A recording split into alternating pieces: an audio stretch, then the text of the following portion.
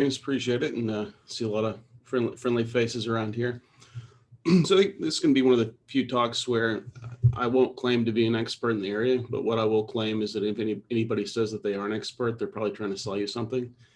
So we're pretty early on in these phases, and we're doing kind of trying to figure it out. And what you'll see is that we're not alone. That most people are trying to figure this out as we go.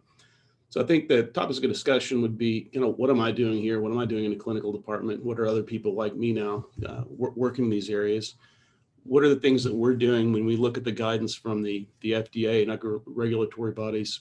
What are we doing to collect information so that we could actually turn the information and the models into something that's potentially clinically actionable? A little bit about data set provenance and curation, how we do our annotation, the things that we're doing within pathology, which are also applicable to other areas. And then into this idea of continuous AI training and optimization. I mean, a lot of times when we look at, we think of AI, it's usually in the context of research, and we do the best job we can. We do one final training, the paper's published, but this would be, what would it look like over the term? And even the FDA talks about retraining plans. So what's it going to look like when you get new data and you're continually training information and trying to extract things from that?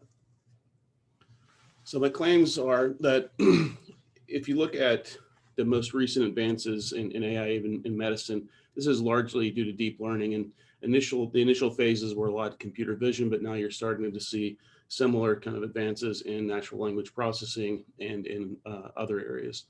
So the thing about deep learning is that it typically requires more data, and it can also change more often. So when I mean change is as you model, instead of pushing out, previously you would have a certain algorithm, maybe like a regression or decision tree, and then that would be used as your standard for evaluating it. Whereas the models themselves, from a deep learning perspective, we may want to push those out to be inferred at a much more rapid rate. So it's almost like your model building, training, and pushing out at a much higher rate than you would kind of in a classic regression model. The thing that we say is the weaker the training supervision, the larger the quantity of data. What you've gone from in the last 30 years of computer vision was that you have this highly curated data, that the better the curation, the better the annotation typically, and the more of it, the better the model. What we're starting to see now, and especially in medical vision, is that the more data you throw at it, the models themselves are getting larger, and then the data is getting larger. So you can compensate for curation through just more data.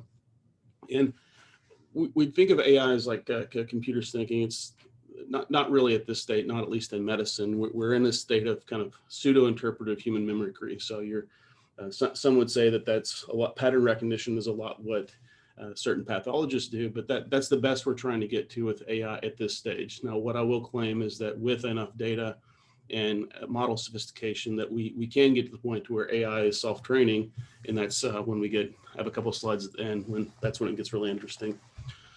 As James said, I spent a lot of time in IT. I was in medical research for a number of years early in the 2003s, and we were doing, computer vision was completely different back then.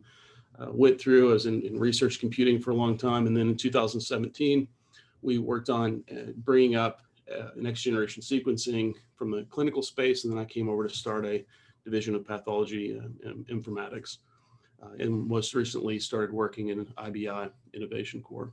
So why would a computer scientist go to a place where computer scientists don't normally go? And I think for me, at least, there's a lot of people coming into this area, is that we're starting to see that the prevalence of electronic data with models and related to healthcare, that there's starting to be things that may not be just something that you wear on your wrist, but there's all kinds of information that is generated constantly by people, both in the laboratory and on adjacent to people's bodies, and it's directly applicable and directly modelable.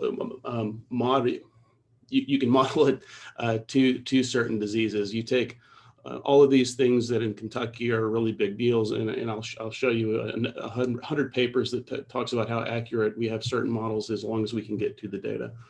So for me, we know that these things are real, they're actionable, but the hard part is figuring out, how do we actually put these things into practice? How do we validate them? How do we know that they're going to work over the long term? Okay. So pathology is actually a natural place for a computer scientist and informaticists to go, because historically they do combine science and medicine in the study of disease. They generate tons of I would say the vast majority, but most of the actionable data ends up coming from either the path or lab. And at least in our clinical focus is on omics, imaging, and laboratory informatics. A lot of that's in QC. So a lot of those sort of data generating things are a natural fit with AI modeling and kind of the broader efforts.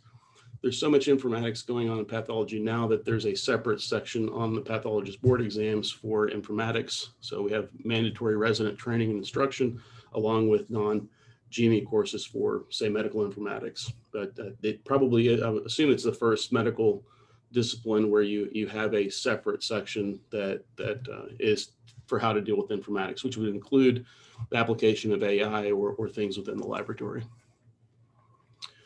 So I'm not claiming this is new. I'm claiming that as we've gone through these different cycles of thinking we have it figured out with expert systems, and then we refine the data, then we create new protocols. And what is happening though is when you got to probably about 10 years ago, there was this convergence of the capabilities of the machines to do things like neural networks, or to just store the information and just to process them. There was more data being generated, and then there was sophistication of the model. So you have all of these things kind of meeting at the same time. And then you're starting to see in the 2010s, lots of highly accurate models for different types of predictions. Now in the past couple of years, it's not just, we think we can do this from a research standpoint, it's actually going into practice. 2018 was the first AI-based device that had FDA approval for diabetic retinopathy. In 2019, we started seeing things from the FDA that will be proposed frameworks on saying this is how you would set up, and this is a picture of it, what they call good machine learning practices.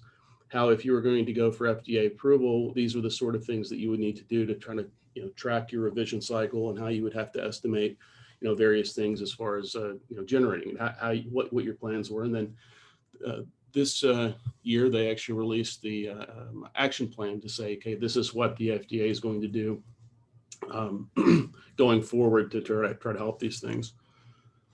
So this was a paper a couple of years ago, and the important part here, as I said before, you had computer vision that relied heavily on people annotating on the image. So you'd have an image and somebody would draw a picture and say, this is a certain condition and this is not. As I said before, what started happening a couple of years ago was that we found that if you just added more data, you didn't have to label things on an image label. You could weekly do what's called weekly supervised learning. You could say somewhere in this image is the condition you're looking for. Now, when you're looking at 44,000 slides, some of these things are 50,000 pixels by 50,000 pixels, or 200,000 by 200,000. They're huge, huge images. So that's just a massive amount of data. But here's a paper in 2019, you had an AUC of 98. And that was from nothing that was annotated beyond just what was generated part of the clinical pipeline. Okay. 2000, you then started having similar type of studies, except you're actually seeing some of the models outperform the general pathologist compared to, so the model's actually agreeing with the expert more than it is the general pathologist. And this is the same thing for radiology and other areas where you're actually getting competent models that in some cases exceed what a general person could do.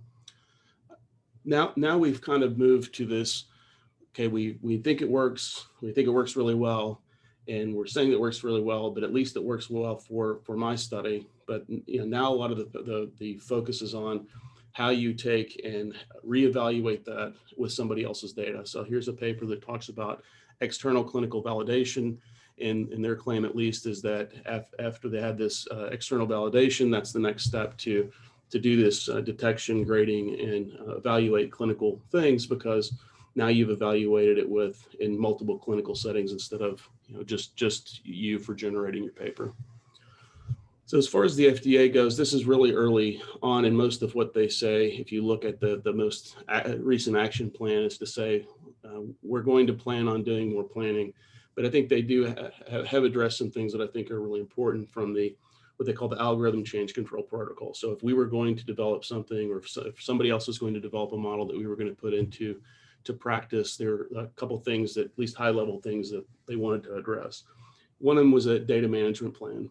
So we talked about data provenance and how are you going to deal with the data? How are you going to make sure that the testing set isn't polluted by the training set? And this includes a quality assurance plan and things like that. They want to develop protocols for retraining and optimization of the algorithms. So that isn't just do it once and claim that it works. It would be, what does this look like as more data is added? Evaluation of protocols. So they're trying to say, okay, that we need to set standard performance evaluation protocols and update procedures. How are you going to take the algorithm? How are you going to test them? How are you going to distribute them? And how are you going to know when things are released? Are you just going to have a device and then all of a sudden a new model is pushed to it? Well, we know what that looks like from a phone standpoint. Every time your phone updates, you get a major version, and then a day later there's a minor version. Okay, what's that going to mean when you're doing some sort of primary diagnosis on something? It could be a big deal. But really, what it all comes down is they're providing transparency, providing real world monitoring, providing some kind of evaluation and optimization, and ultimately what you're getting to is that you need to have these real world trials and transparency throughout the entire process, including the algorithms used, the parameters, the data, all of that. And that's essentially what we're trying to do in our areas. So what we know is that deep learning is driving AI in medicine, but the results are largely unexplainable, and meaning that it's not just good enough to be accurate. More times than not, we would actually need to know why it works. If we get a measurement from a laboratory device, we know we know exactly how that works. AI, at least deep learning models don't necessarily work that way. You'll see some of the steps that we're taking to try to at least do some explainable AI in the field of pathology. Other thing we've learned is you need a solvable problem. If the interpretation is non-deterministic from a human standpoint, so if the humans don't agree on it, don't even try to get a machine to agree at this point. We're really not into the discovery phase beyond human mimicry, in my personal opinion. And we get into this in certain types of pathology where if you can only agree on it 70% in between pathologists, like the machine's not going to help you there. You need something that is a good problem to solve.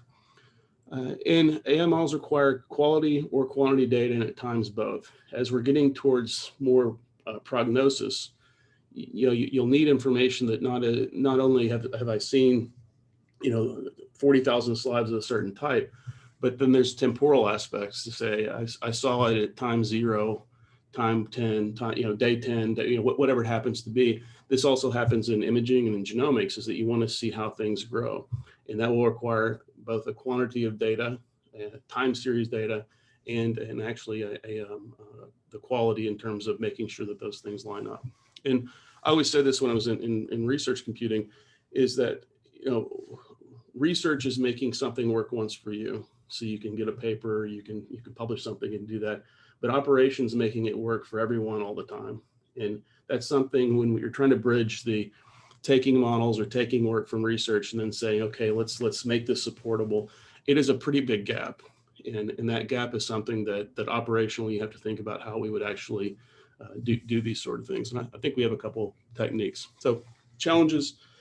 Okay, we need just massive amounts of data that is not currently curated in hospital systems typically. Now, we do a good job with data warehouses, but things that fall outside of data warehouses like genomic information, imaging, things like that, even raw data related to creating laboratory information, those are either they're tossed or they're stuck into systems that aren't really programmatically accessible.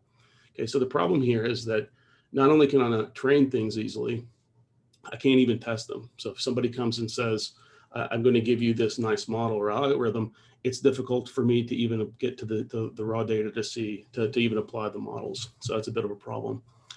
The other thing is that environment, meaning the staining techniques, the measurements, the devices, the scanners, the sequencers, and your population impact any kind of performance you're going to have in generalized models. So for those people that are thinking, don't worry, Google will take care of it, or so-and-so vendor will take care of it, I think there'll be some problems like diabetic retinopathy, bone breaks, things that are very obvious that, there's going to be AI-assisted devices that do that. For more sophisticated things, it's more complicated. So I don't think you may have vendors that will let you kind of generate your own model within their framework, but I think there's going to end up having to be a lot of localized work in dealing with these things that isn't something that I'm a big fan of distributed training as well, but I'm not sure that for certain things that's going to work.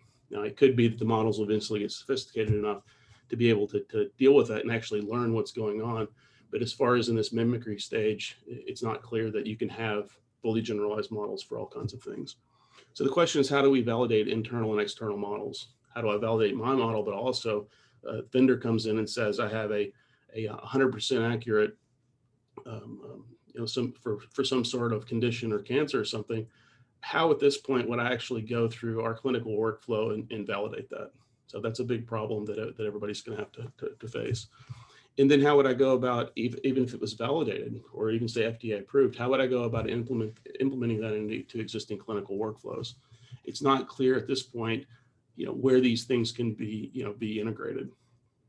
Okay, so this isn't the idea of doing these things as non-FDA approved tests is not new. The laboratory's been doing this for a long time. It's something called a laboratory derived test.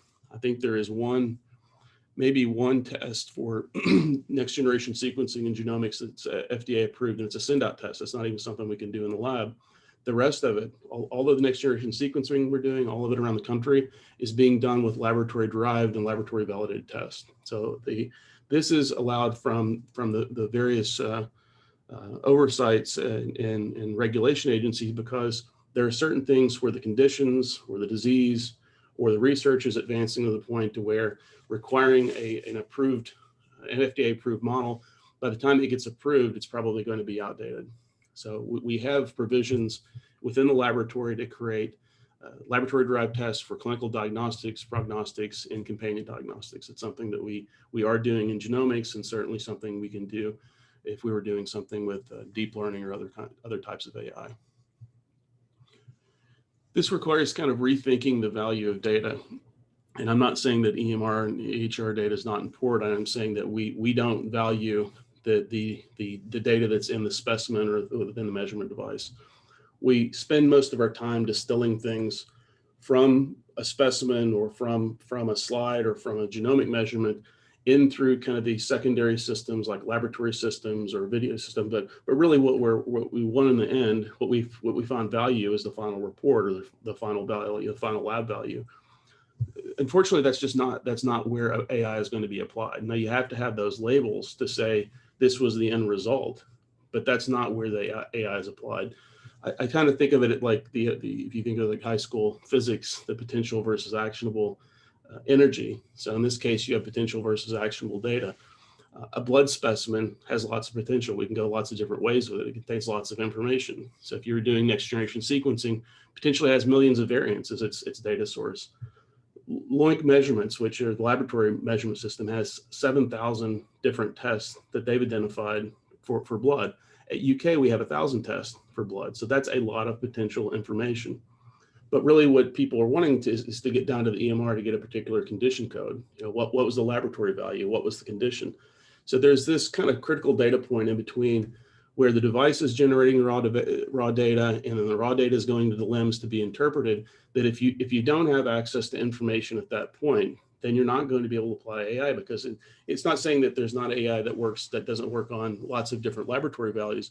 I'm saying for imaging, genomics, and other types of lab interpreted type of things, you have to get at that raw data, which we're currently not, at least not programmatically, is easy to get at. There's lots of data. So we are not by any means a huge operation. I mean, we're respectable, but you can kind of get an idea of how much data that we're talking about. So our sequencer, which is fairly old, you can generate a couple of terabytes a week. And that's just if there's one copy of things. If you go to Baylor, they have dozens of these things that are running all the time. So it's just massive amounts of information. A single image scanner, we can do 40 terabytes a week of imaging, and that's compressed. If you go to Ohio State, I think they have 6 that are running. The one thing you may not think about is in the laboratory equipment, say like a mass spectrometer, may have 10,000 amounts of raw data reads than what actually comes out as an interpreted result. So there's just a massive amount of information that we have to collect and curate to actually be able to apply these things, at least be able to apply that level of AI to these systems. Now take and multiply that times if you're looking at a population scale surveillance for, say, people that have diabetes or have different other conditions, that this stuff is being continually monitored. So you're getting biometric information back all the time. So it becomes an interesting computational challenge from a computer science standpoint on how you would even just move the data around and process it. That's why it's exciting for us. So one thing that we're trying to do to address this gap in between what data is available programmatically and what ends up going into, say, the EMR, is establishing a data trust. And this is taking in structured data that we have, unstructured data from, and this is all things that are coming out of the clinical pipeline up until it's annotated. And this would be when you get into kind of transdisciplinary research, taking genomic data, taking clinical data, and taking like things like imaging, and being able to write those so that we can create image training sets and testing sets, text, image, and all of these sort of things. And the thing people don't really think about is that this isn't just for research. This would be if we go to evaluate a certain model or a certain service, how would you go about getting the data to even evaluate it? And that's kind of what we're getting at, is that this is the same process that we would use for training or testing or evaluation. So I'm going to go through what we talked about before, is some of these automated techniques to grab data as part of the clinical workflow. Now, there's lots of different ways to do this. And if we were scanning sequences and doing those sort of things in a pure research context, it would probably be done in a different way. But what we're having to do is essentially within these deployed systems that are deployed for clinically use, find ways that we can pluck information out of the workflow to then make some secondary use out of the data. And how we would also do this if we're going to evaluate it for uses in AI. Kind of going back to some of my academic interests, we end up using agents for these things. So we'll put agents adjacent to the data sources, to the devices, cloud systems, and that's how we control the flow of information and any processing that needs to be done. This is particularly useful when you're dealing with de-identification and things where you have to manipulate the data and track that manipulation maybe on a clinical data source, but then the resulting information can actually be transmitted someplace else that's de-identified. Okay, so I'll talk first about sequencing. This is where we did the most of our work, and I think Kalen Hickey's on here, and he picked up a lot of this from 2017 and on, where we're taking agents, and this is both part of the data curation, but also part of the operation. So we developed these pipelines, and I don't mean the bioinformatic pipelines, those exist too, but actually the entire workflow pipelines to take agents, pick up the data on the sequencer, know that the sequences are coming in, package it up to where we can guarantee data integrity, send these off to the cloud, process the information, and then split out the data feeds, whether it needs to go to a LIMS reporting system or a resulting system. This is also used to keep the resulting data and to keep the raw data. Let's see here. Yeah, so this would be kind of what some of the agents look like when you kind of have this application layer view. But the important part is here, you end up having these clearly delineated pipelines that go from uploading the data, processing, and of course we're downloading that data, and that could be going into interpretation platform. But where you would expect to see kind of AI sitting would be maybe 6 or 7 or 8 or 9 to say, well, this is the expected prediction. Instead of just generating the data, you would inject these as part of these pipelines. All right. So this is looking at the typical data flow of digital pathology, how we end up plucking things out of there. The problems that we have in digital pathology are actually immense. The source of the data that we have, the file types aren't directly usable outside of, so the Philips slides, we have to convert them, but really before we can do anything with them. And after we convert them, we also need to strip them of identifiers and things like labels, because you have on the label, you end up having people's names and case identifiers and things like that. So we have to essentially, in the workflow, look into the barcode of the file that we're monitoring, to identify if that's something that we need to pick out, pull it out, strip the information, re-encode it, and then send that out into the pipeline. This also is something that has to be done, and there's a bunch of vendors out here, and we've talked to a number of them, that will do remote diagnosis of certain conditions. So it may be you talk to one person for prostate and another person for a different condition. So we know that with the slides coming in, where they, where we would want to send those services off. And you'd have to have the same process. You'd have to basically come in, pick them out, convert them, and then ship them off to some location and then get the result back. Okay. Let's kind of show you where we're doing with some of the automated curation. So preparing slides, digitize them. We do tissue detection, tile level stats, and cell level stats, and I'll talk about that in a little bit more detail. So if you think about it, if you'd go and scan a slide, there's a bunch of that image that's things that you don't want to use. So it's glass, it's artifacts, it's pencil marks, it's all those sort of things. So one of the first things that we do that when a slide comes in for something that we want to put in a repository is to do this tissue masking, determine what's tissue, how much of the particular box. So we're cutting these things up into coordinates and then figuring out the kind of initial quality of the boxes are the things that we want to further look at and put in the repository. The second thing we do is more of a tile scoring, which we'll go through and look and say, what's the color factor?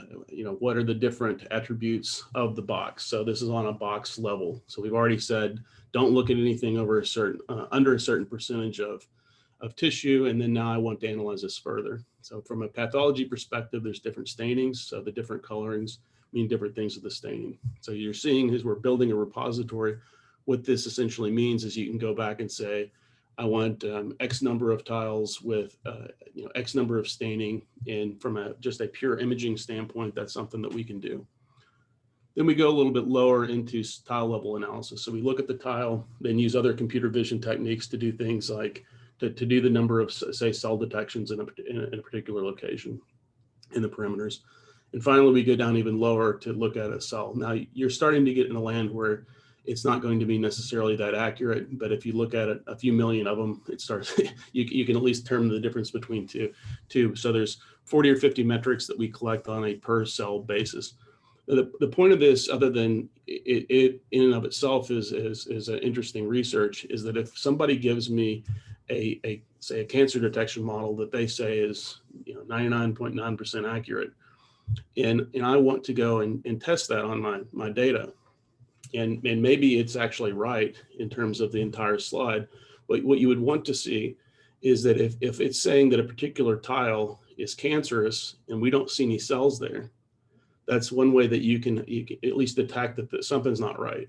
So what we're trying to do is to generate as part of this evaluation would be additional metrics that you can use with the AI evaluation, which is completely separate, that you can verify that, yes, this makes sense.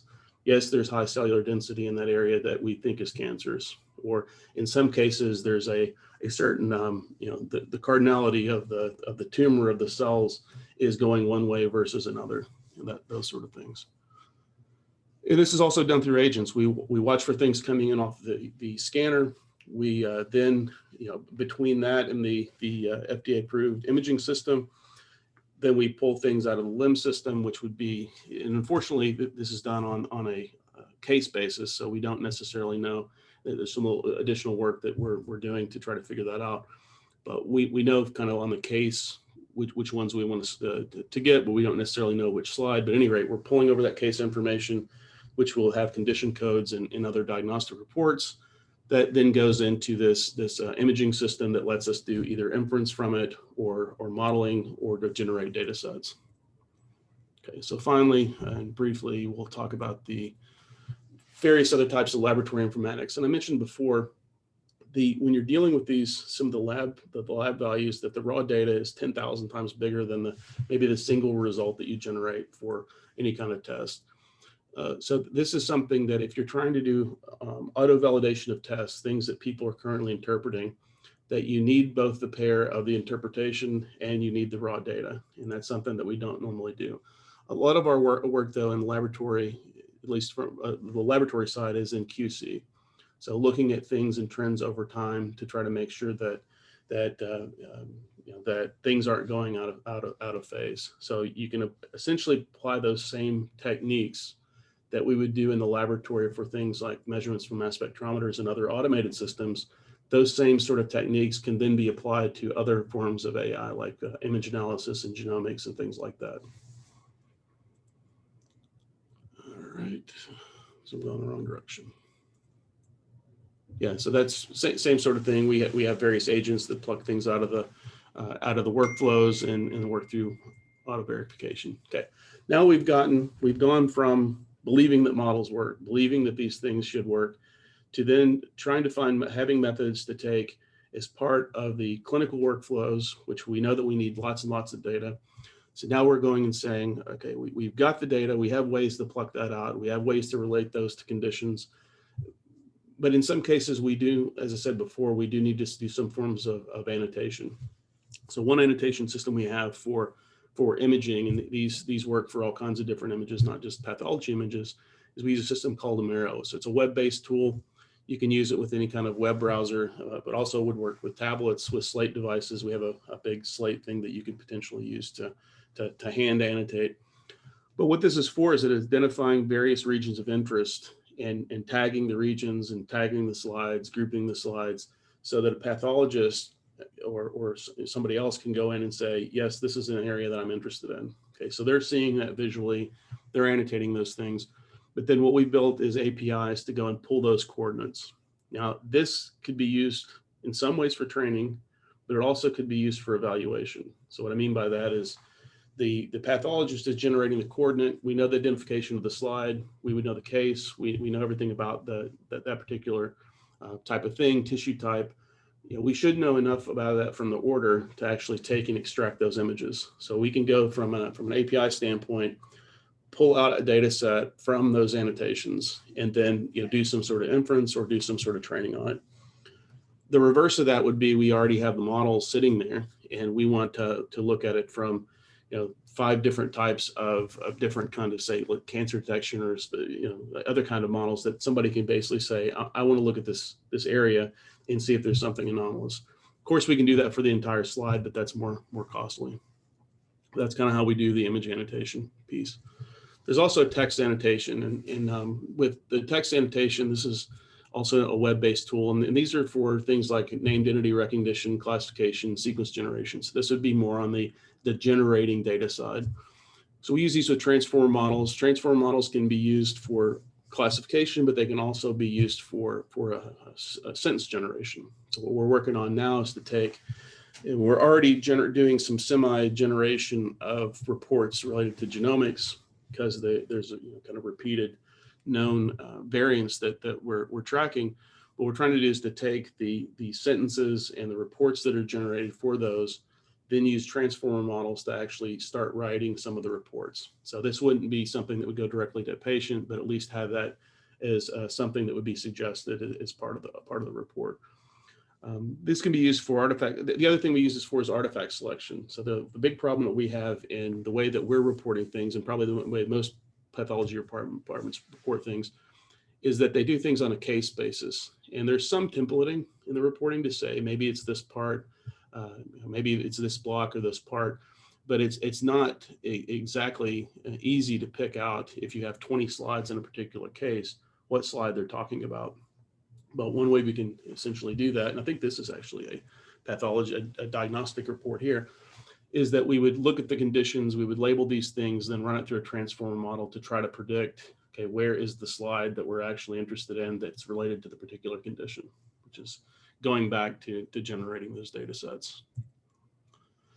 What you may not think about, and we're kind of getting this from a couple different areas, is the annotation for real-time detection. So for multiple instances that would be on the same screen, and maybe multiple screens. So a bunch of different images, a bunch of different boxes.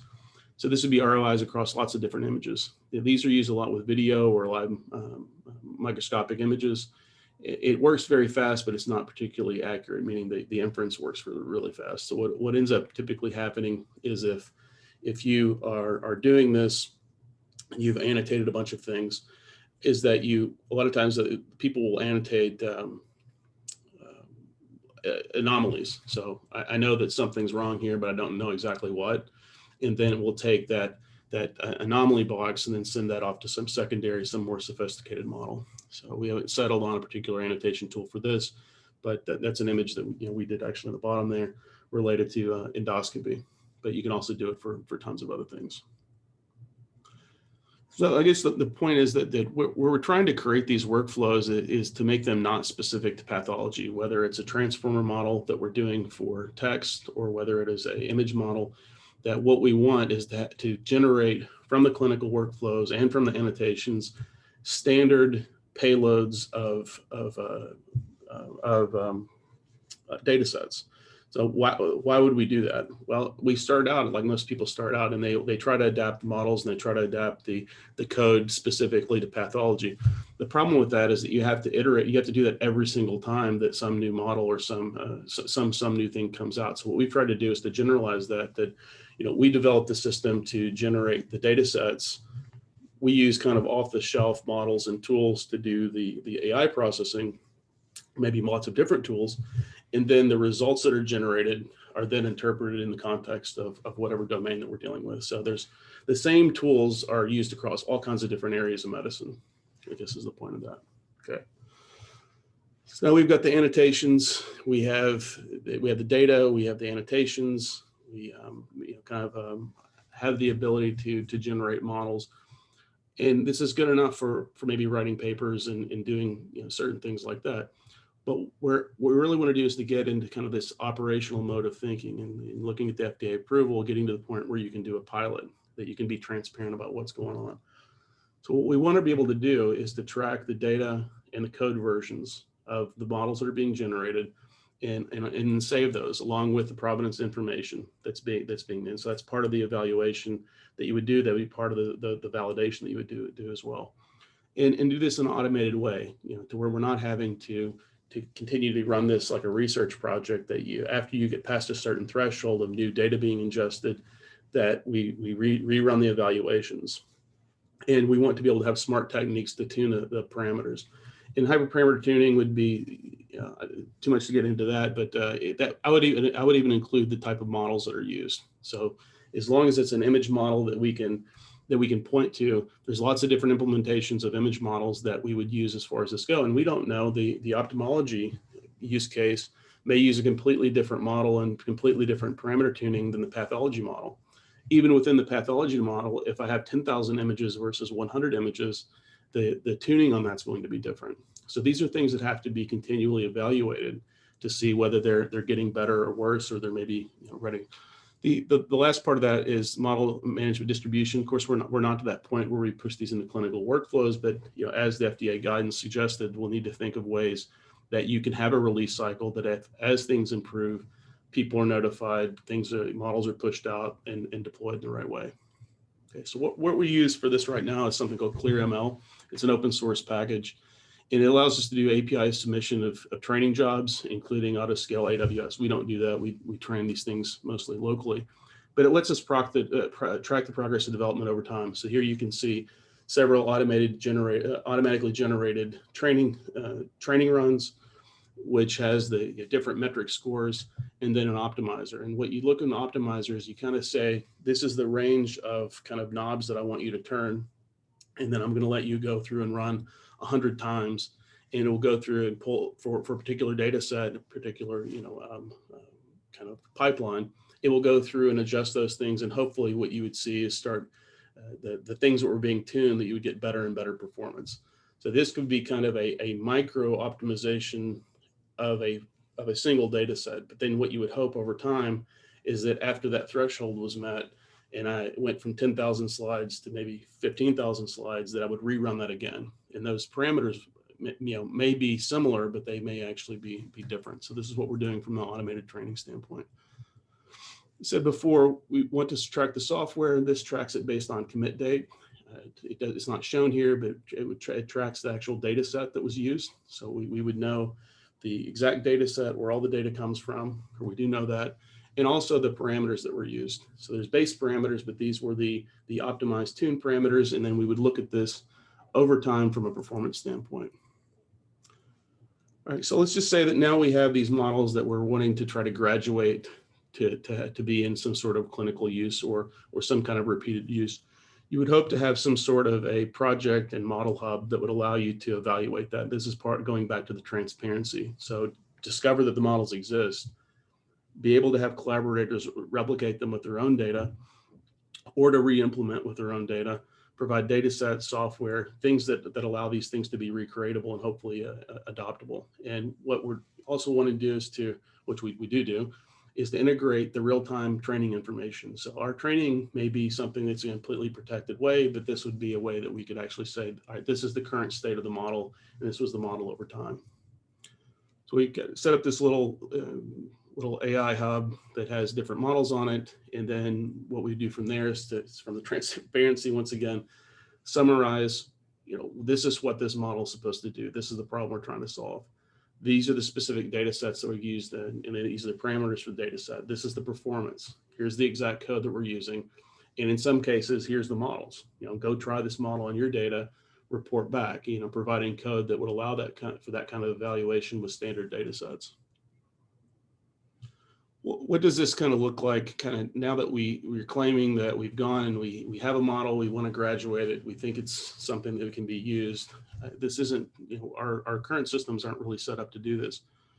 That is starting to change. And I think some of that's starting to change with, it will be nice when we have Epic and when, not just with Epic, but as FHIR and other technologies are allowing various integrations and semantic data, is that the FHIR data streams are actually,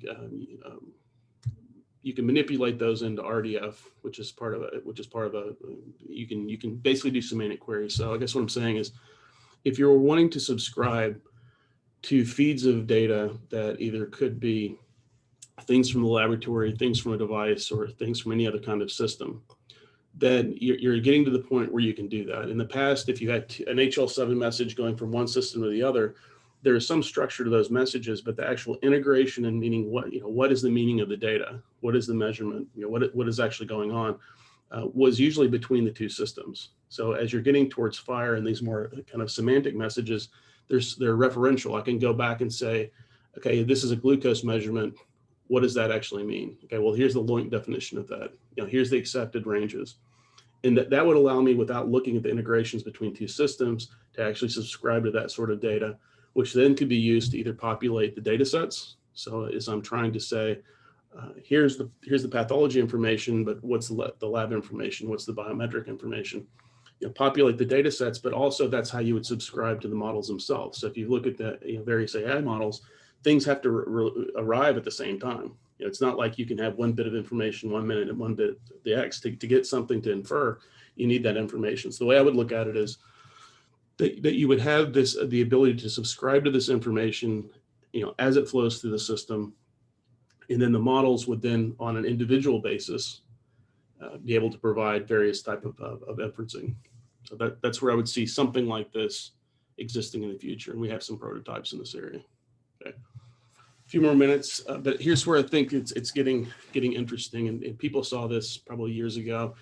That this DeepMind was a group that created something called AlphaGo, and for years we've had people that could beat Deep Blue, I think, beat the chess master or something like that.